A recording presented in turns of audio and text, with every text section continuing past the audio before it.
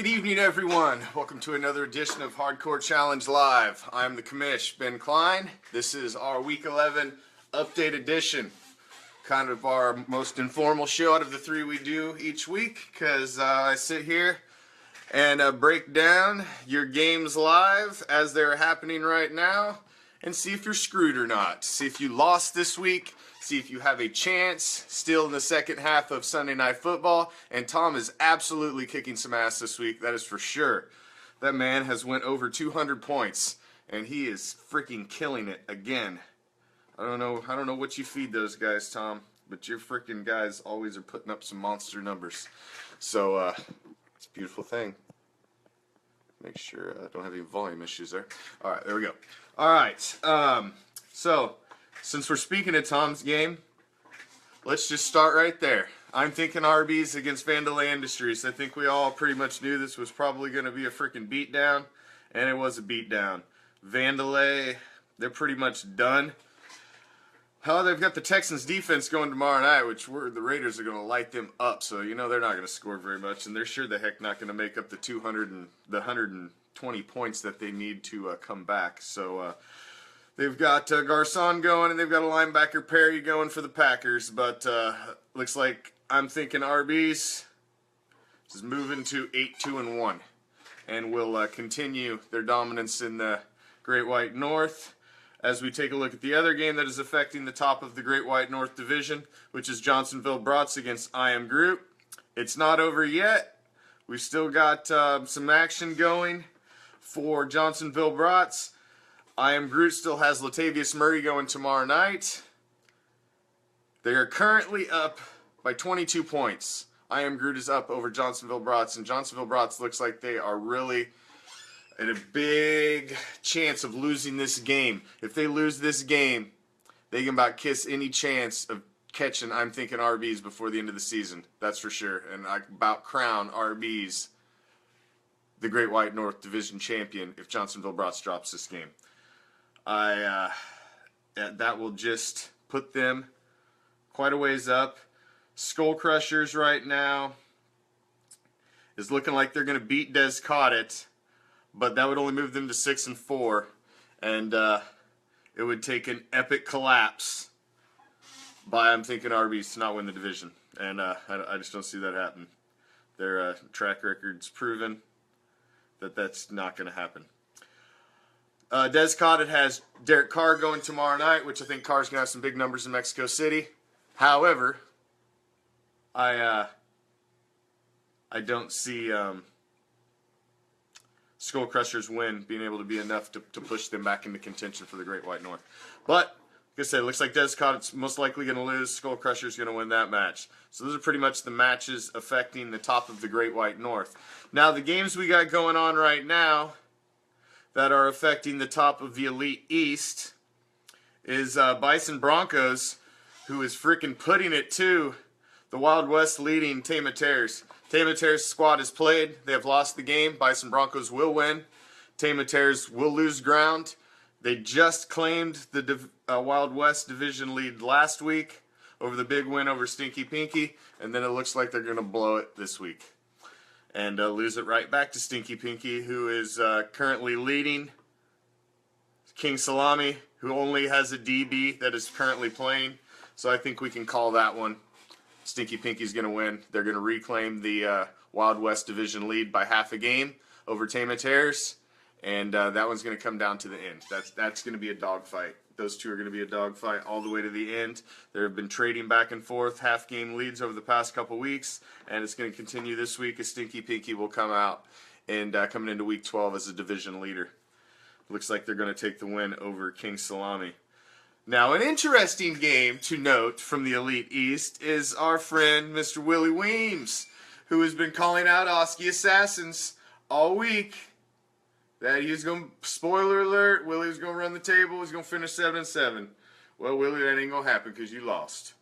Oski Assassins beat you by 4 points. Your proclamation will not come true. The best you can be, my friend, is 6-8. There will be no 7-7. There will be no 500 party for you. You are going to have a losing record in your first season in the Hardcore Challenge. Now, you may run the table the rest of the way and go 6-8. And I hope you all the best, but my friend, your season's over. So you can be a spoiler, the rest of the game. Now we got Pale Horseman and Cheesehead. Pale Horseman's currently at the top of the division, but they are looking in trouble right now. They did not have a good game from their running backs. They did have a big game from Kaepernick, but the running backs did not do them any justice. Their defense didn't do them any justice, and none of their individual defensive players did them any justice. They have Michael Crabtree going tomorrow, but Cheesehead still has Janikowski going tomorrow, Jalen Richard going tomorrow, and they've still got 3 players playing in the second half of this game, and they are currently only down by 2 points. It's not looking good for Pale Horseman. They're going to drop a game as Bison Broncos is going to win, and let's see what that will do to the Elite East. Currently, there is only a 1-game difference. So Pale Horseman's going to 6-5. Bison Broncos is going to 6-5. It's now a tie.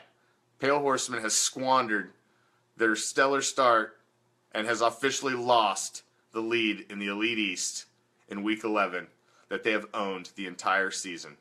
At one point, even had a full 3-game lead, and they've blown it.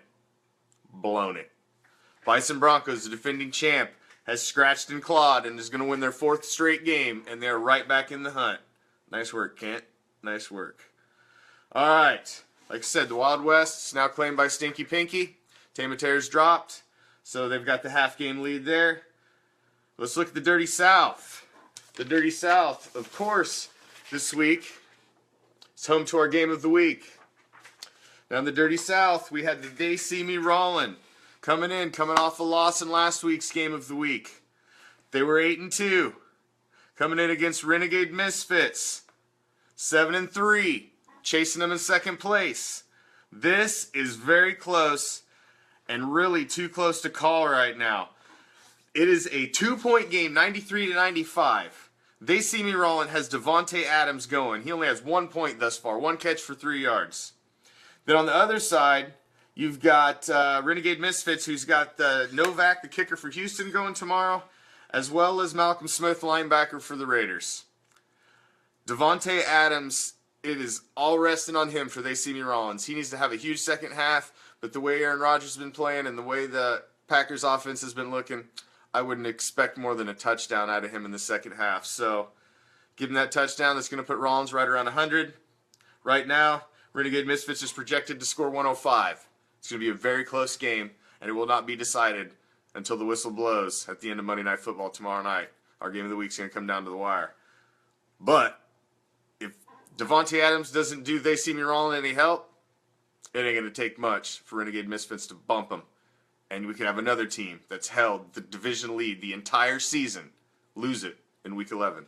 So, very interesting game right there. Now, the other team that is tied for second at 7-3 with Renegade Misfits is the Beaver Street Roar. Beaver Street Roar played myself, the Big Mac Attack, and I just cannot catch a freaking break, man. Both of my running backs killed it. Rashad James has the best damn game he had all season. And I have to freaking go with Tyrod Taylor this week because Rivers is on a bye. Tyrod Taylor leads his team to a victory. However, did not help lead me to a fantasy victory. He only puts up 9 freaking points. I can't have single digits out of my quarterback. That's garbage. I also, Tavon Austin, who plays on one of the shittiest offenses in the league. You are killing me. You are a keeper, and you score single digits every freaking week. You put up 4 points, my man. 4 points. Will not be drafting you next season. That's for damn sure. So, it looks like Beaver Street Roar is possibly going to end up right around 130 points. With that being said, I'm at 97. So I need 30 points coming into tomorrow night's Monday Night Football game, Raiders-Texans. Yeah, his QB didn't do that much. But what you've got is I still have Seth Roberts going tomorrow night, who Seth Roberts is really a sleeper, man. Derek Carr's really been looking at him, and I can see that Seth Roberts getting a touchdown tomorrow and getting some points. And I got Khalil Mack. Khalil Mack has scored over 20 and scored over 17 in 2 out of his last 3 games. So there's a possibility with a couple sacks of Brock Osweiler, who Khalil Mack got 5 times last year when he played for the Broncos. There's a possibility I can squeak that out. But right now, Beaver Street Roar is looking like they may take the win against me unless I get a huge game out of a couple Raiders tomorrow night. But I'm not done. Big Mac Tech's still hanging in there, and I'd really like to beat him. But we will see. We will see. He still has Vernon Davis, and he still has Burnett playing. And they're in the second half right now, but he's only got 2 points out of the two of them. Davis has a 0. So that game is not over.